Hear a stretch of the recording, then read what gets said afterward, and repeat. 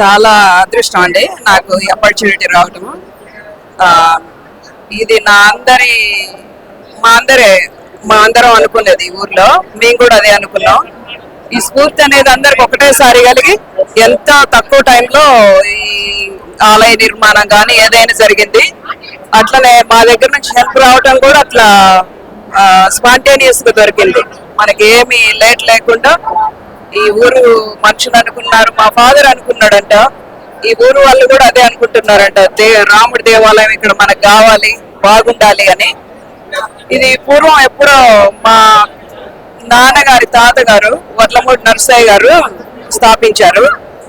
ఇంకా దాని దగ్గర ఎంతో ఆయన పూజలు పునస్కారాలు గ్రామ ప్రజలందరినీ ఇన్వాల్వ్ చేయటము, మన సంస్కృతిని డెవలప్ చేయటం బాగా చేశారు. ఇక దాని తర్వాత కొంత మరుగున పడిపోయింది, స్లో అయిపోయారు. ఈ మధ్య కాలంలో ప్రజలు అనుకుంటున్నారు, అరే మన గుడి మనకి లేదు, మనకి దేవుడు మనకి లేదు, మనకి ఒక సెలబ్రేషన్ చేసుకునే ఒక ప్లేస్ అనేది లేకుండా పోయిందని అనుకున్నారు.